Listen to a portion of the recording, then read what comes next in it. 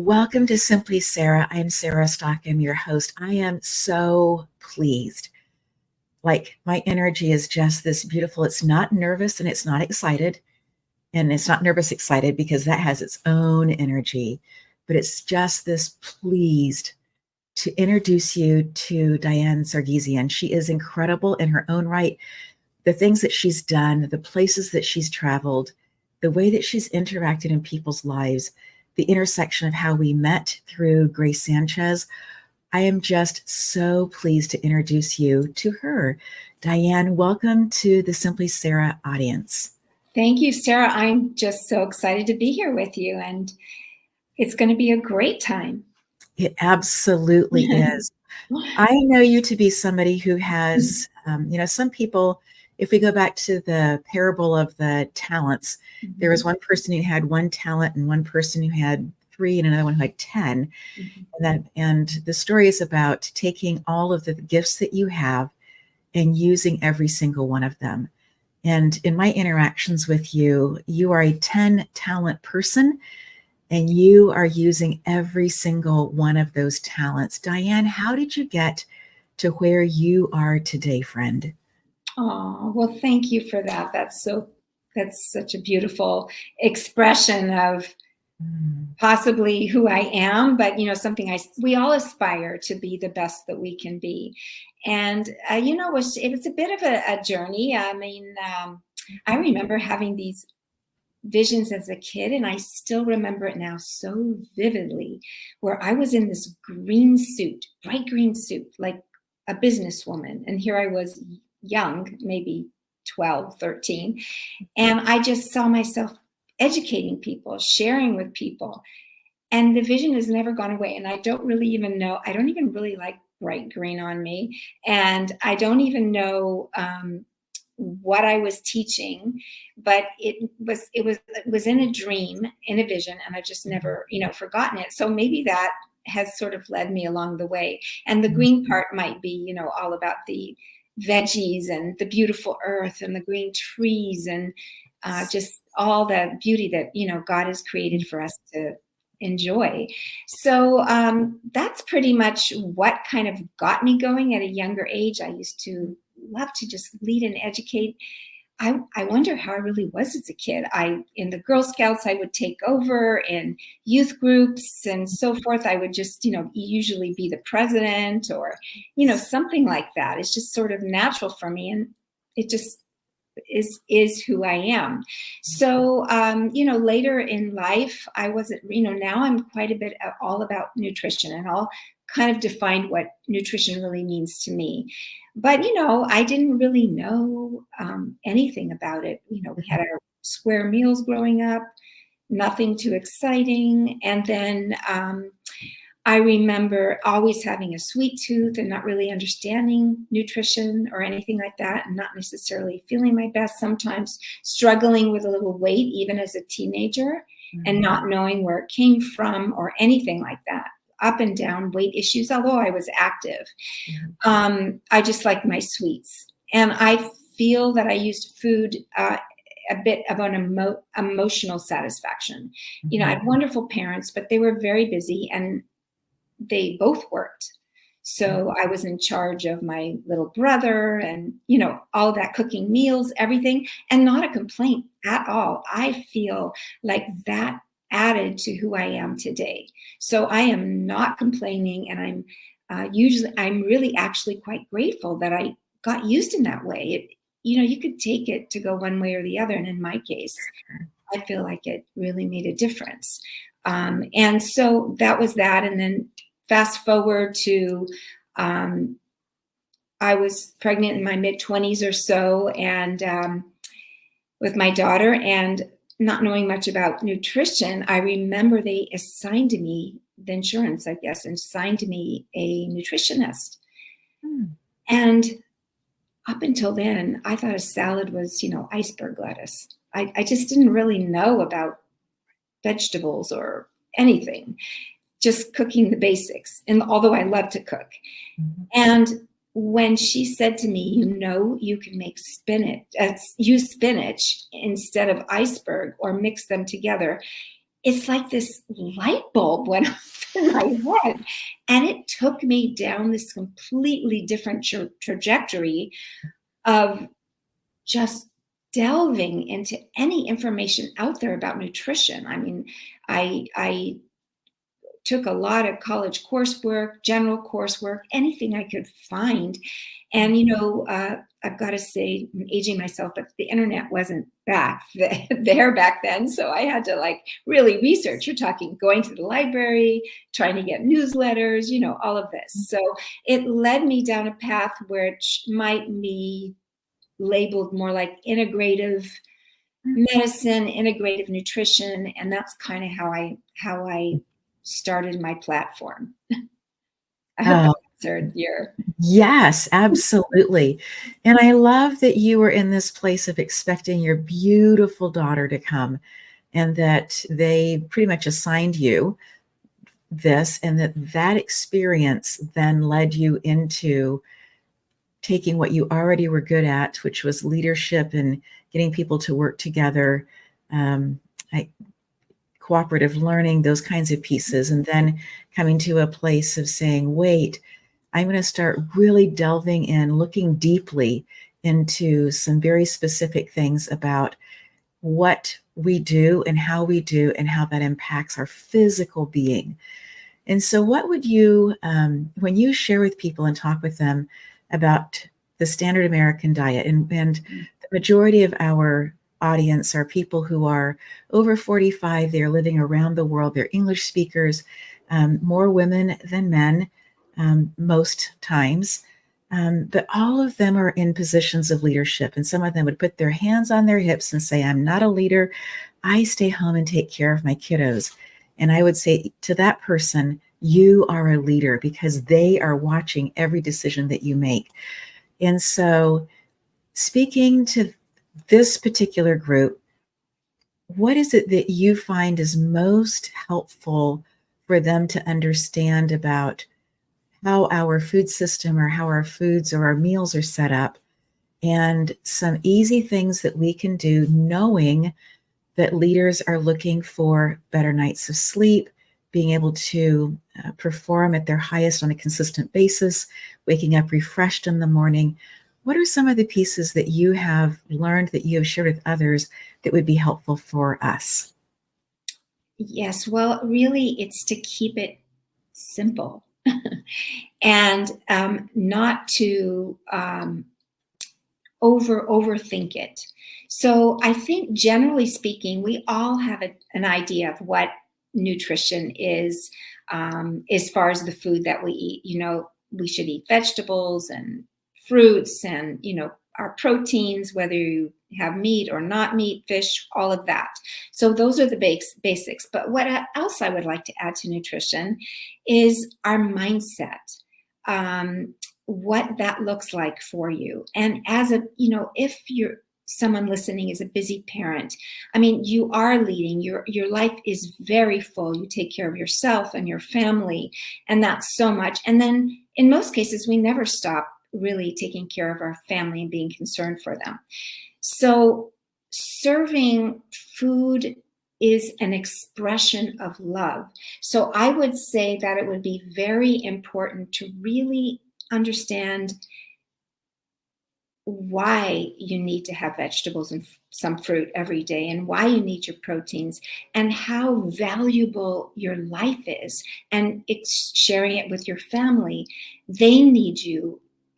The world needs you. You are here for a purpose. So it's more than just the food on your plate.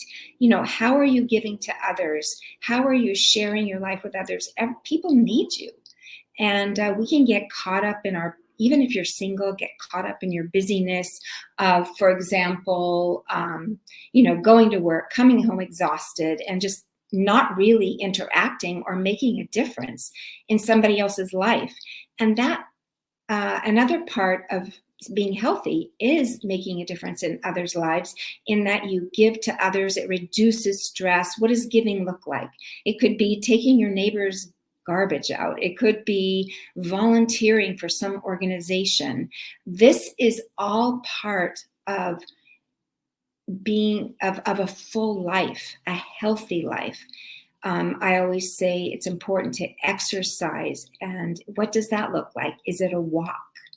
Is it a going to the gym and really getting into it? Is it going out for a run?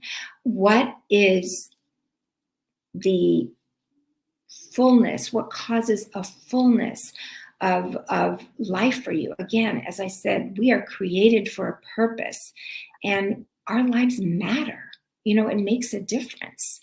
So keep that in mind and instill that in your children and your families, that we are all very important, and there's a plan for all of us. I love how you weave the larger community in, the people who are next door, the people who are not just the people that we work with, that we rub elbows with, so to speak, every day at work. And it is important for us to be finding our vibrational difference. If we think of everything as being a symphony, yes, I was a musician in college. So if you think of everything as being a symphony, we need to have all of the instruments playing in order for that song to be full and to be elaborate and to be intricate. And so each person does have a point, a place, a part of this beautiful song that we are all involved in. When you think about when you were making meals for your younger brother, as your parents were both working, and you walk through a grocery store now and look and see what's on the shelves, the thing that surprises me, or that I'm very aware of, is how many more easy fix meals that there are. There were some before, there are so many more now. What are some things that you notice between the evolution of the grocery store? Oh, it's so much. So people tend to get lazy, and we run for fast food. We just run down the aisle and get a box something and throw in the water and maybe some meat or whatever. And this is all so convenient. Our world is they tell us this, and we listen. And so what do? We make it easier by making it faster to prepare dinner, by buying the box of whatever, or pre-made or pre-mixed or whatever. And that's so convenient now in all of our stores. And the world is telling us this, but actually, are we less busy? Not really. We just add more busyness to our lives. So I would hope that I would inspire in people to really evaluate, their days. What are they accomplishing? How important is it? This is for our to be whole, to be full, to receive the fullness of who we are, to really evaluate, are we taking time for ourselves? Are we taking time to do for others? When you do for others, that actually reduces stress in your life. And like I said, the world is seemingly make it easier, and we fill it up with something else. And that can cause a lot of stress. So how do we reduce stress? Sometimes just taking time to pray for others, or like I said, volunteer or do something for others. That gets you outside of yourself. Very important. Whenever you get stuck on yourself or a particular issue, I always recommend doing something for someone else, even just stopping and praying for someone else, whatever that looks like for you. And as far as the grocery store goes, I always say shop the perimeter first. Fill up your basket with the veggies, the meats, maybe the dairies, whatever is on the outside. I know this sounds so basic, but really what's down the middle isn't all that nutritious. Really not. There's some, but not much. And all those impulse items as you check out. And then, of course, if you have littles with you, they're going to say, Mommy, Daddy, I want this, I want that. And because they are also ingrained through, even if you're careful about what they watch, through friends, neighbors, you can't avoid it. So it's important to teach families and yourself why you need to eat in a certain way to feel your best, to be all that you were created to be, you'll find how much better you feel if you're eating well. And that doesn't mean not to have dessert sometimes, or, have, a glass of wine or whatever your choice is, or not, but just to keep that old-fashioned 80-20 rule going in your life. As far as eating well, and it's important. You can really start to enjoy making meals for yourself, as opposed to rushing out and buying things. You don't know what's in them. And then, in your 50s, 60s, you're sick, and you have become with autoimmune issues or whatever illnesses are possible. And you can look back and say, gee, I could have prevented all of that. So prevention is why we want to do this, eat better, why we want to have a better outlook.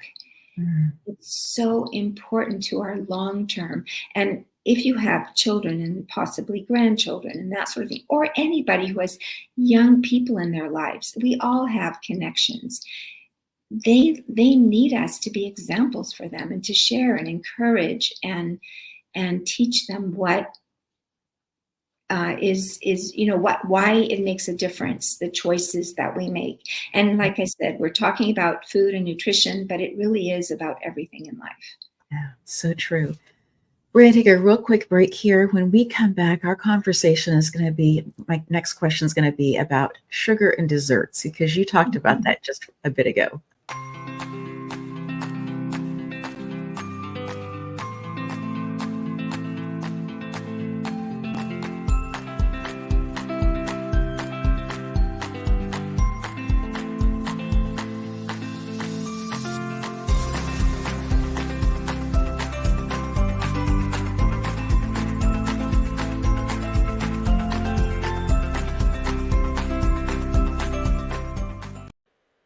Hi, I'm Sarah Stockham. Recently, we were doing some renovation work, and as we were doing all of the decorating, the color blue, specifically cobalt, kept showing up for me in different areas in different ways. And I thought, what I really want is a signature piece that is in cobalt.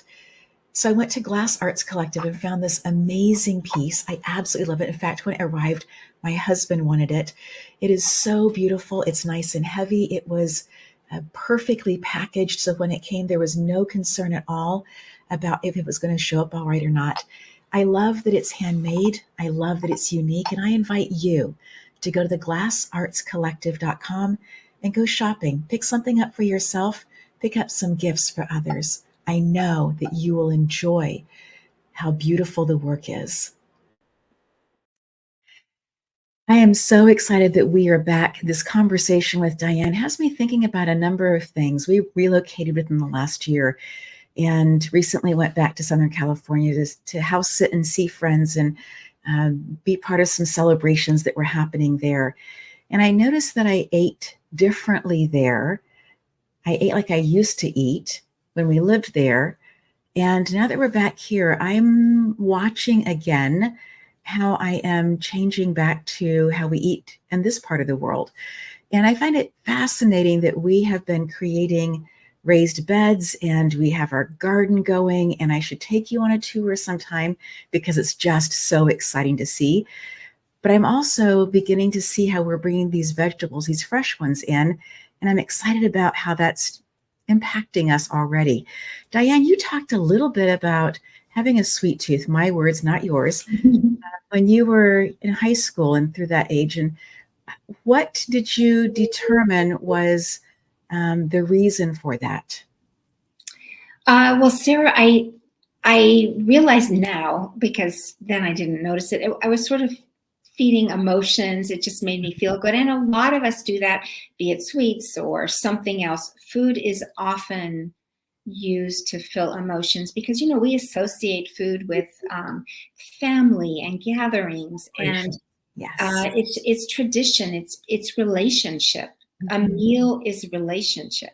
So I think maybe, it was just my, parents working all the time and their busy lives. But again, I don't blame them for anything. They were pretty amazing, and it caused me to be more independent. So that's not a bad thing.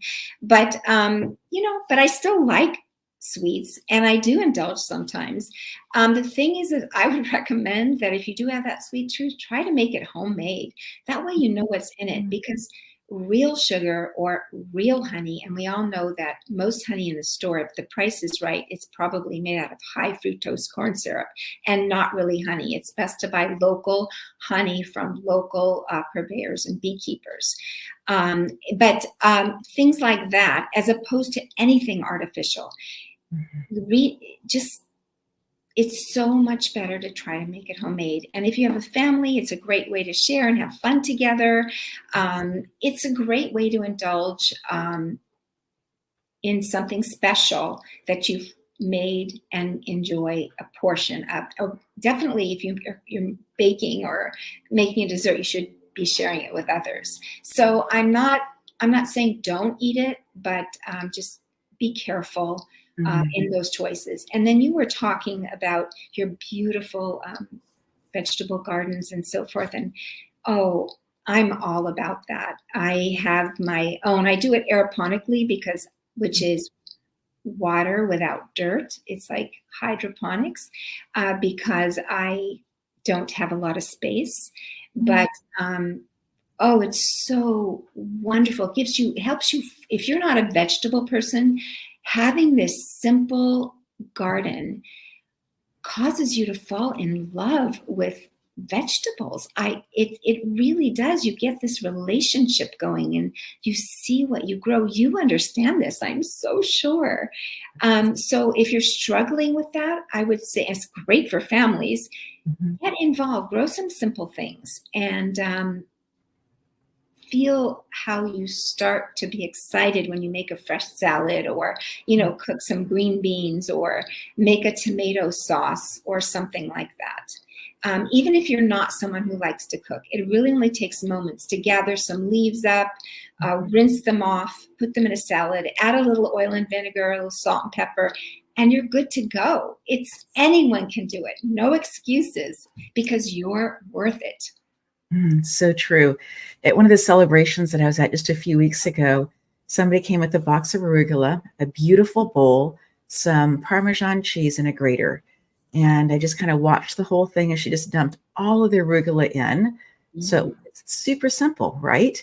And then did a little grating across the top, and then had a dressing on the side, and people loved it. And so again, that whole place of being able to do simple, but yet having it be so nutritious for us. So tell me a little bit more about how you grow. Are you starting things from seed then? Or are you starting things that come already ready with little roots and stuff?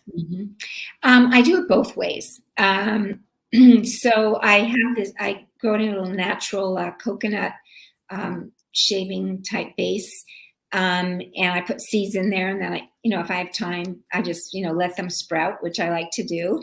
Or I buy seedlings. And because I do it aeroponically, you can see it behind me. It's just it's tower garden, and it's just grows 20, 40, 50, however tall you want it, plants. Mine only is 20 because, we only need so much. But it's just so easy. You put it in there, it waters itself, you make sure there's some minerals, and you're just good to go. So that's something that I really enjoy, and kids really like it too. And it's just clean and simple. So if you're a busy person, you're working full time, this takes minutes, and there's no weeding or anything like that. So there's no excuses. Either you can do the raised beds, or you can do both. But if you really don't have time, something like this would be the solution.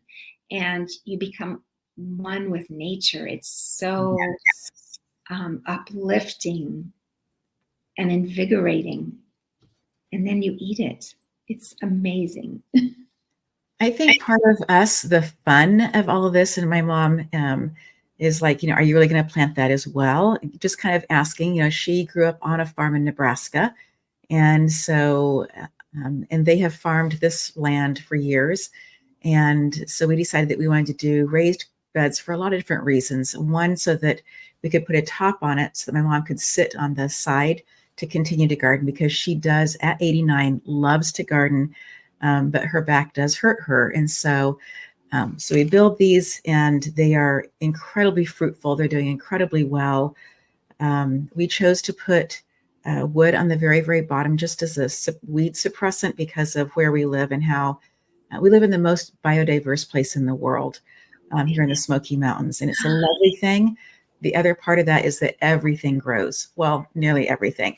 So then after that, we had old wood that we made the boxes several feet tall, maybe 2.5 feet tall or so. And so then we put in wood, we had wood chips, we had huge storms over the winter. And where we happen to live, we kind of gathered in the leaves from the neighborhood. And so we just pulled all of those leaves up the hill and put them into the boxes. And then we put in soil from a riverbed. And then we put in soil that you would, gardening soil top kinds of stuff, and composting, mixing everything in together, and then began to plant seeds. And I will tell you that radishes grow incredibly fast. Now, I knew this because we've done this with my daughter when she was really young.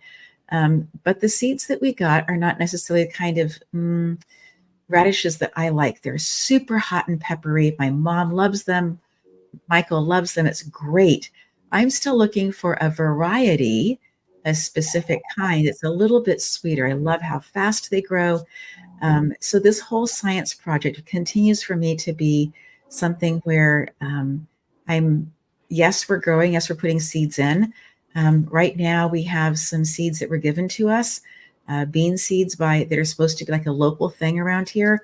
We have them soaking in water. We'll stick them in the dirt. And we already have two other types of beans growing.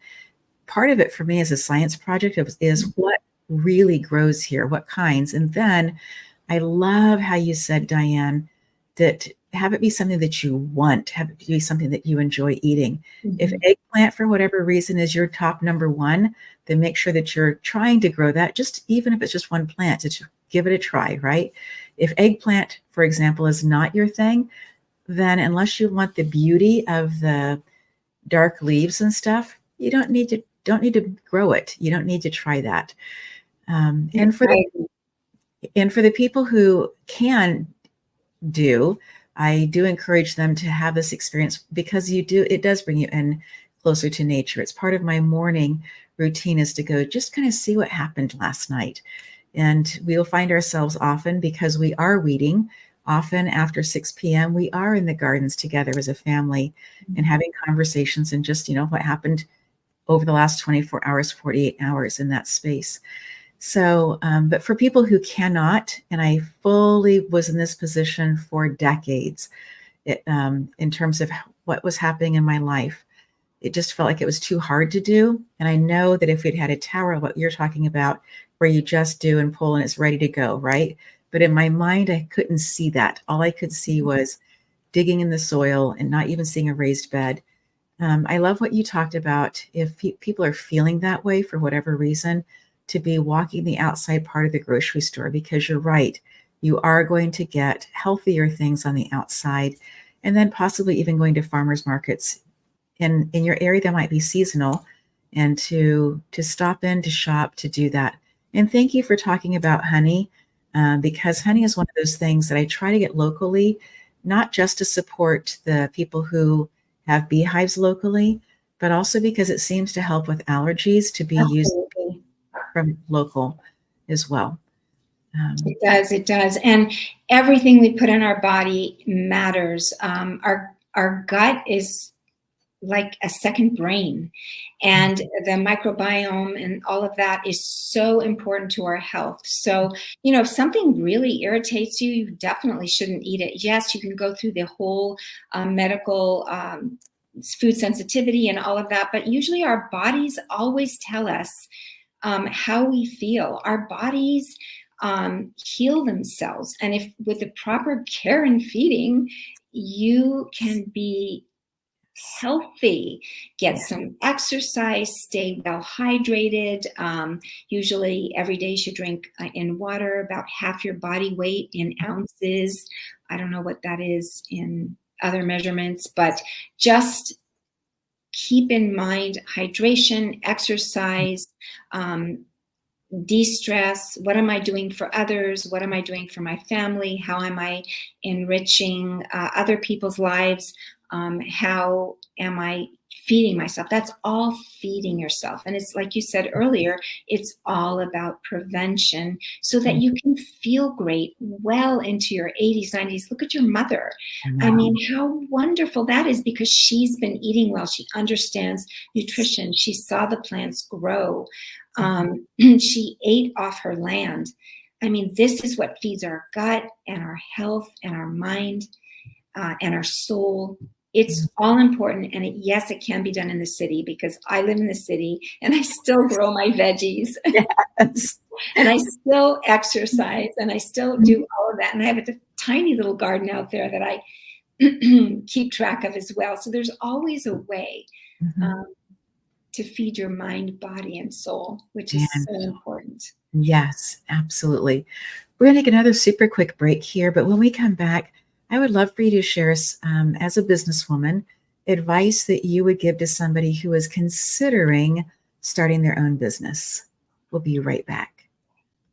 Do you wonder if you can actually make a difference in a war-torn country half a world away? One man has decided a difference can be made. The Mama Lynn Center in central Congo gives women who have been ravaged by war a chance at a new life. Women and their families, including husbands, come to learn how to move forward. The women are taught sewing skills to be able to create an income. At the end of their year-long training, each graduate receives a sewing machine. This is where your support dramatically impacts lives. $150 US provides a new hand-operated sewing machine. Here's the link and QR code to join Sarah and Michael Stockham in positively changing futures through the Mama Lynn Sewing Machine Project. We are grateful for the opportunity to share how you can make a significant difference. I want to give an update on the project. The project is ongoing. Right now, there are over 200 women who are going to be graduating, and I'm just so pleased to share with you that we were able to raise a total of $14,000, not just us, but everybody working on the project, so that all those people can get a brand new sewing machine. What an amazing, life-altering for the better, incredible thing. So thank you as a community for being part of this. Thank you for your incredible hearts. Thank you to all the hosts who have said afterwards, hey, can I have that link because I want to be part of that? I am just so deeply grateful. And as Diane's been talking about how when we help other people, it gives us those feel-good hormones, I will tell you absolutely that is so very, very true. And so Diane, we were talking about advice. Did you, before we get to the advice part, did you grow up in a family of entrepreneurs? No, not exactly. No, not really. My parents always worked for someone else. My father later on in life went off into his own business, doing art restoration. So he was very, very artsy. I kind of come from an artsy musical family. Yeah, but other than that, I didn't really see it growing up. I just, saw my parents involved in a lot of different things. And I think that stirred up my curiosity about, finding your niche. Your niche is just, everybody has one. It's so true. And I think that also I think that things have seasons. Moving from Southern California, which has, kind of a hot, dry season and then perhaps kind of a wet season, to a place that we truly have the 4 different seasons here. That has just really shown up for me differently. And the way that we see the full moon here, we had a massive 60-plus-year-old tree that a storm took out. Mm-hmm. And when it did that, it opened up, because we do live in the most biodiverse place in the world. There are so many beautiful trees around. It was difficult to see the stars and the moon, and I missed that. And when this tree went down, we have this place that we can look up and see all of that. And so just kind of watching the moon, the phases of the moon as well, just talks about, for me again, that things are very cyclical and in how they show up in our lives. So if somebody is considering moving into a place of entrepreneur because you have several different businesses that dovetail into each other, what advice would you give to somebody who is considering starting out and doing a business? Sarah, I think I would say, what is your gut? What is your passion? What do you really enjoy? What is natural about you? What do people say to you? Oh, you're so good at this or that or whatever. I mean, assuming you haven't, made the decision early on at 18 to go to college to become, a medical doctor. I mean, that is amazing as well, or an attorney or a writer, whatever your gifts and talents are. And sometimes it takes a while to really discover your gifts and talents. And you just get out there and start doing your thing and listen and share, and then you develop. And for some of us, it's later than sooner, however it works out. But I would say, really determine what you love, because if you love it, don't think about the financial gain of it. Look at it as just something that will organically fall into place. So, and just be listening, be aware of your surrounding. What's out there that could intrigue me, unless you know for sure exactly the path that you'd like to go down. Like in my case, I knew it was nutrition, but how do you really, what do you really do with that, right? How do you navigate it? And, I do get invited to talk. I do volunteer for an organization that I mentor. Emancipated foster youth is something I truly love doing. And I have one-on-ones, but I also like to share nutrition. They have groups coming in all the time, and that's something I love to do. And so I talk there, and then someone hears me, and organically that goes into something else. And sometimes I get paid, sometimes I don't, but I just love giving. So, God always provides. So if I don't focus on the financial aspect of it and just do what I love, then it comes automatically. And some people make a lot and it leads into other things, and some people make less. But there's a will, there's a way. And then I was so blessed 10, 12 years ago to come into the to start to handle the Juice Plus franchise, which I just love. It's so inexpensive. It's so simple. It's a wonderful product. It's 30 fruits and vegetables that you consume every day, which does amazing things for so much in your body. It's highly researched, and there's really nothing like it in the world. And it gives you peace of mind, sort of like a health insurance that, hey, I'm doing something good for my body every day. My body recognizes the food. So we should eat well as best we can, and then just add this extra layer. It's not a vitamin. It's not a supplement. It's just food that you're consuming every day. So there's that. And then, of course, the Tower Garden, which gives me the opportunity to, grow my own food very easily in the city.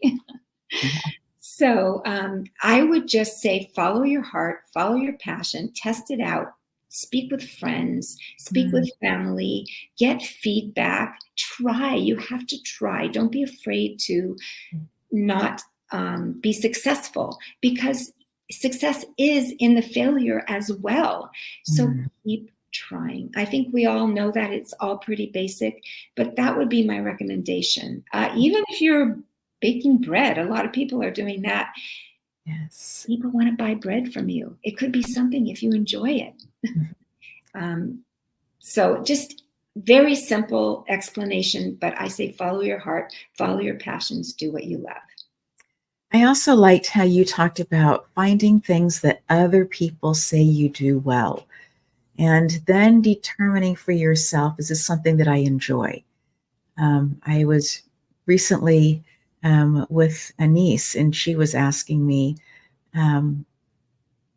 we were just having a conversation about different things, and she's athletic and, goes from one sport to the next, kind of playing around the year, right? Throughout the year. And she had been playing basketball and is now doing beach volleyball because it's the season for that. And as she was talking about the basketball, she says, yeah, I'm good at it, but I don't really like it. Mm. I thought, oh, to be that age and to already understand that just because you're good at something doesn't mean that you have to be doing it or have to enjoy it or have to continue forward with it.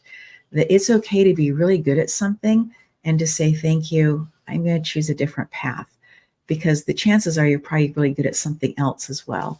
And that was just, for me, was that freeing moment of, wow, she's already figured out how important it is to like what you choose to invest your time into. Absolutely. And it can be one pathway specifically, or it could be several that come together that maybe are related or not related. Just be confident that, like I said before, you're created for a purpose, and we all have so much value. Mm-hmm. And when we listen to others, when we share with others, it just makes a difference in becoming all that you were created to be, in addition to eating well and getting your exercise and just generally taking care of yourself. So when it comes to coaching, working with people one-on-one, I would love for you to share with our audience kind of how you got to that place, and then also how you go through that process of deciding who you want to take on as clients. I think that's a really important distinction, that just because somebody comes to you doesn't mean that you have to take that person on. It needs to be a win-win. It needs to be a win for you and for the other person. So how did you get to coaching? And then how do you determine when somebody says, hey, I think I'd like to work with you? How do you determine if it really is a good fit? Oh, thank you, Sarah. And that is so true. It's sometimes we all have to be particular. Why choosing me? So Why are you? sorry. And then why are you possibly, why should I choose you? So I have like a little simple questionnaire that I, ask. And, really one of the main purposes is, what do you want to get out of this? Yes. How willing are you to find out what your goals are, or reach the goals that you have, or whatever the case might be.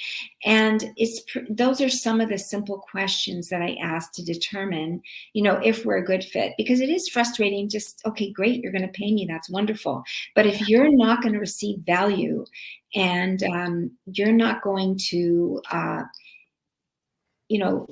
take value from what I'm sharing as well either, then this is not going to work. So usually I like to say, let's do this 3 times and, give each other feedback, and then we'll dive into it. Something like that. I mean, everybody's a little bit different. But that's pretty much how I determine. And I love to help people reach their goals or accomplish whatever the purpose is, whether I'm coaching just general life coaching or nutrition, but they pretty much overlap.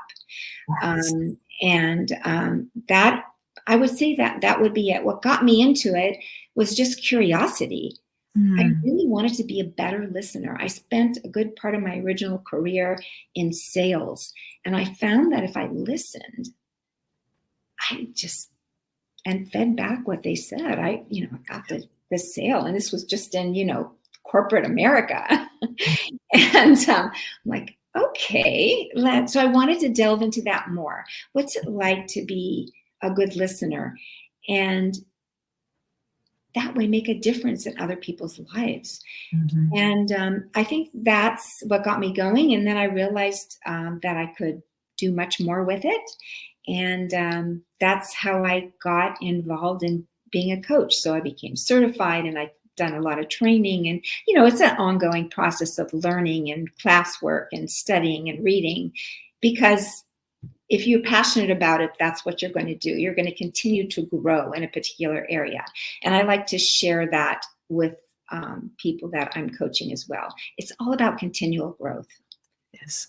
Mhm. Diane, I really appreciate that you were so specific about saying, let's work together 3 times and then chart the course from here on.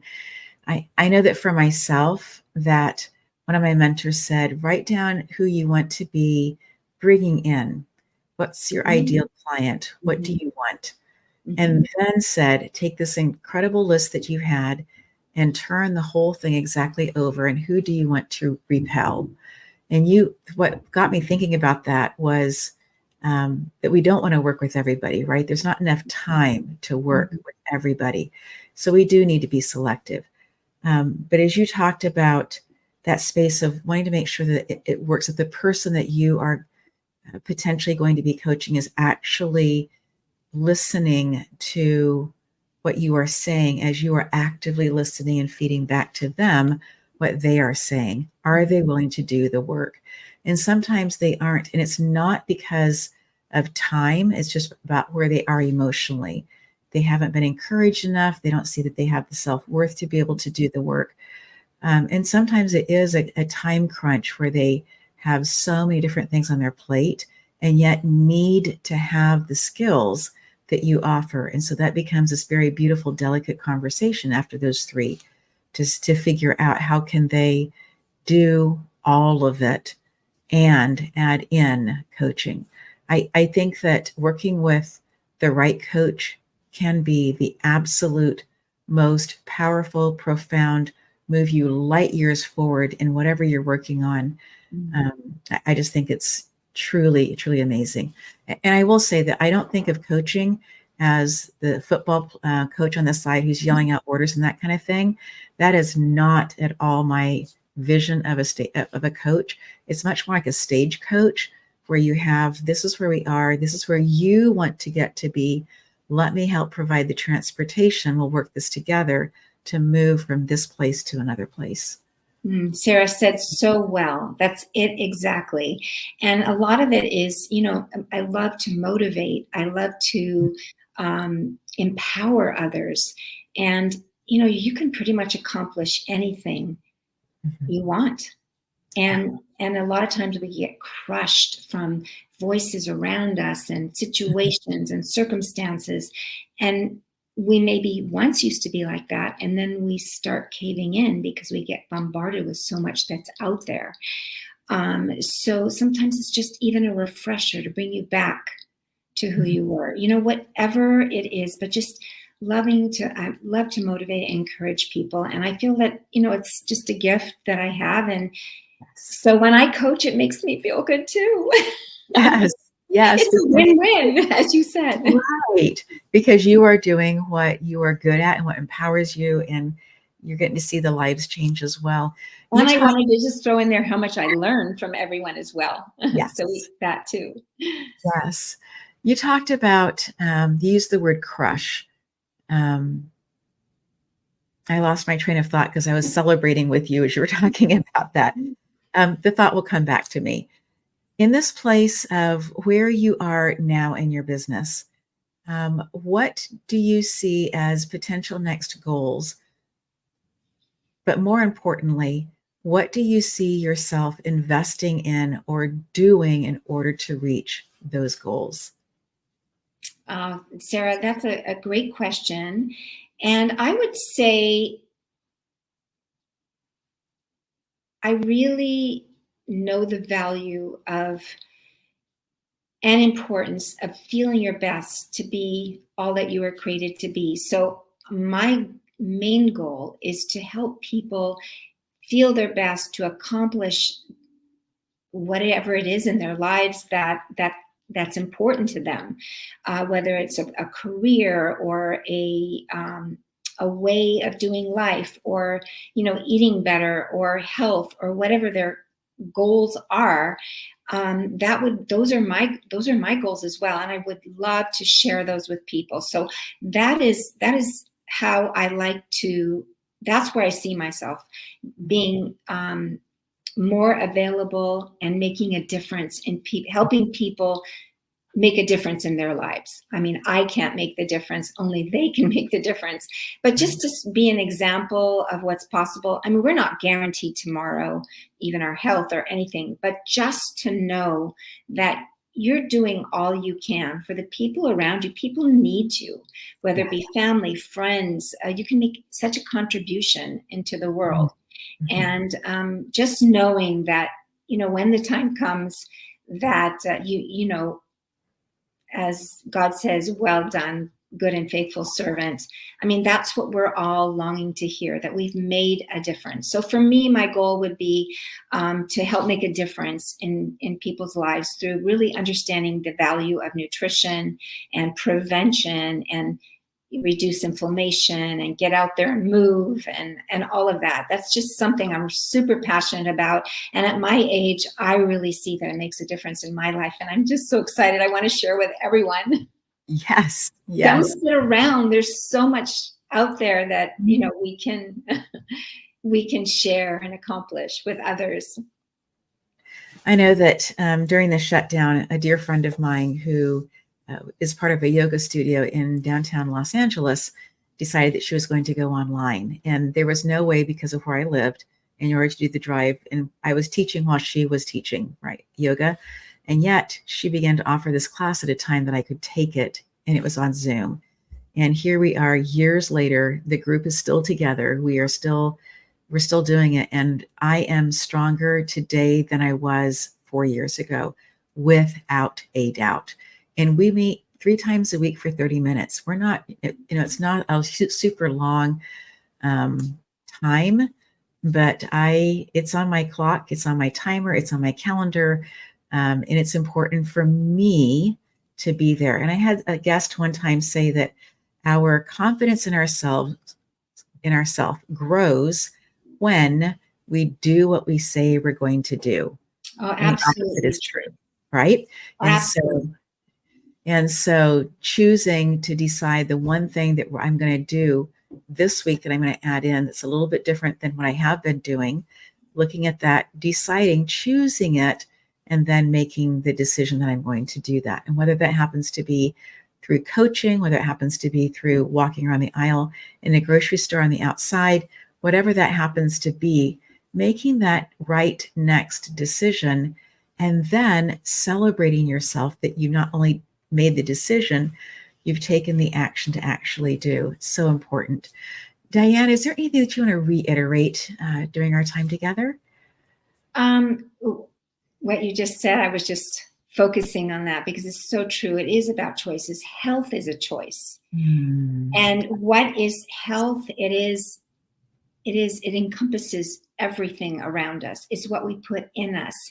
It's what helps our body continue to, we grow as our cells renew and so forth.